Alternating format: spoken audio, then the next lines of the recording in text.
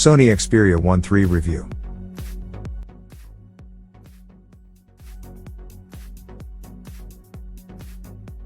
But before we start, please support us by pressing the like and subscribe buttons, so that we can continue to provide the latest information about gadgets and technology. Also turn on the bell button to get the latest updates. Your support means a lot to us. Thank you.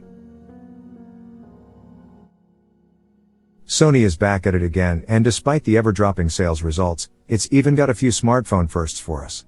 The Xperia Z5, the latest true flagship in the lineup, is the logical vehicle for those, and we're here to tell you all about it. Ever since the Xperia Z5 Premium all the way back in 2015, Sony's top-tier phones have had 4K resolution displays. The Xperia Z5 combines the high resolution and a high refresh rate in one, making it the first smartphone with a 4K 120Hz display, with some caveats. The other novelty is the variable focal length periscope telephoto camera. 5x periscopes are essentially mainstream now, and the long reach is most welcome. But for intermediate zoom levels, you typically need to rely on digital zoom or a second telephoto camera. The Xperia Z5 presents an alternative. Its periscope camera can switch between 2.9x and 4.4x zoom levels, 70mm and 105mm respectively. Now that's a first. The rest of the Xperia is fairly standard, or at least not something we haven't seen before. It's a high-end Android phone in 2021, so that means the Snapdragon 888 is at the helm, and there's more RAM than on this reviewer's Ultrabook. 12GB come standard. Gorilla Glass front and back, dust and water protection, a 4,500 mAh battery with, somewhat, fast charging. Some things just can't be all that different. Sony Xperia Z3 specs at a glance. Body, 165.0 by 71.0 by 8. 2mm, 186 grams, glass front, Gorilla Glass Victus, glass back, Gorilla Glass 6, aluminum frame, IP65 IP68 dust/water resistant, up to 1.5 meters for 30 minutes.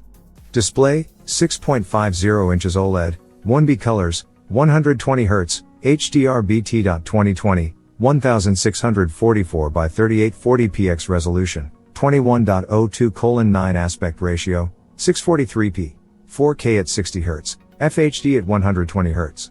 Chipset, Qualcomm SM8350 Snapdragon 888 5G, 5nm, octa-core, 1x2. 84 GHz Creo 680 and 3x2. 42 GHz Creo 680 and 4x1. 80 GHz Creo 680, Adreno 660. Memory, 256 GB 12 GB RAM, 512 GB 12 GB RAM, UFS 3.x, microSD-XE, uses shared SIM slot. OS/software, Android 11. Rear camera, wide, main, 12MP, f/1.7, 24mm, 1.7, 1.8 micrometers, dual pixel TAF, WA, ultra wide angle, 12MP, f/2.2, 124, 16mm, 1/2.6, dual pixel TAF, telephoto, 12MP, f/2.3, 70mm, f/2.8, 105mm, 1/2.9, dual pixel TAF, 3x/4.4x optical zoom, WA, depth, 0.3MP, TOF 3D. Front camera, 8MP, f/2.0, 24mm, wide, 1/4 inch, 1.12 micrometers. Video capture, rear camera, 4K at 24/25/30/60/120 fps HDR, 1080p at 30/60/120/240 fps, 5-axis gyro ICE, WA, front camera, 1080p at 30 fps, 5-axis gyro ICE. Battery, 4500 mAh, fast charging 30 watts, 50% in 30 minutes, advertised, fast wireless charging, reverse wireless charging, USB power delivery. Miscellaneous, fingerprint reader, side-mounted, NFC, 3.5mm jack. Sony Xperia Z3 unboxing. The Xperia Z3 ships in what's been Sony's go-to two-piece white packaging for a few years now. The Xperia logo and the model number are embossed in the center of the lid in shiny lettering, while a smaller gray Sony logo sits on the near end. It's a simple, yet stylish and sturdy box. Our review unit came bundled with a charger and a USB-C cable, and nothing else.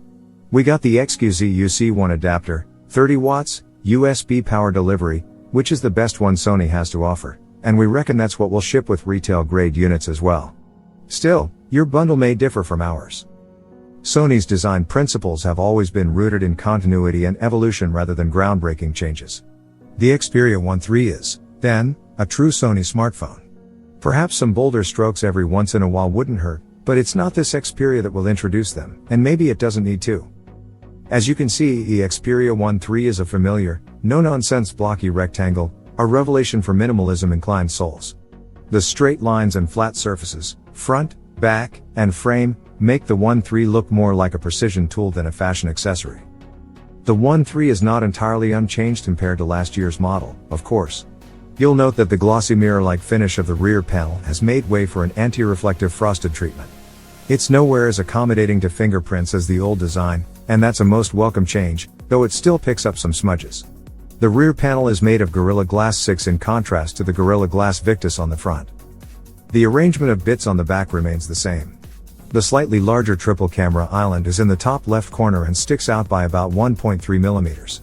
That's enough to make the Xperia wobble on a table, something you'll likely only notice if you type with the phone lying down.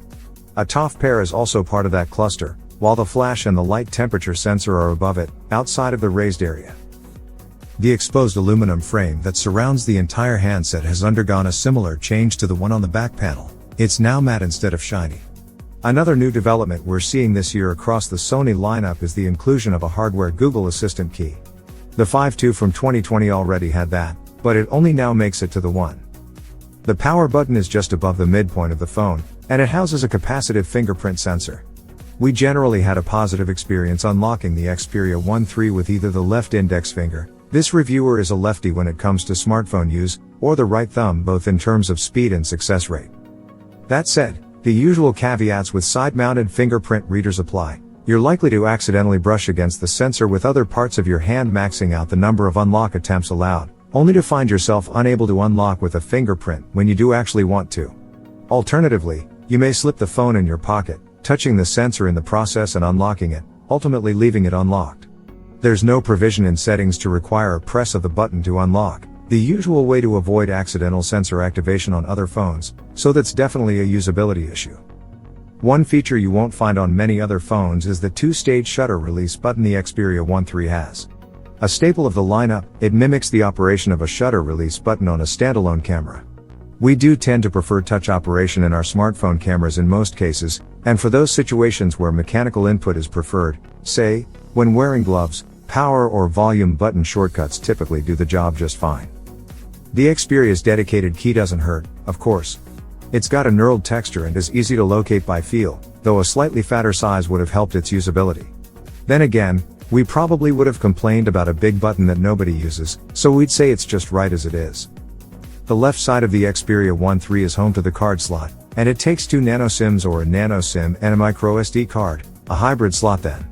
Sony card slots are opened by prying out the tray with a fingernail, no pin required, and we're fans of that, particularly since Xperia stopped restarting every time you pull out the tray. The tray has a gasket to keep the elements out, and that's a good moment to point out that the Xperia Z5 has an IP65 IP68 rating for dust and water protection. It's rated for both water jets, the IPX5, and submersion, IPX8.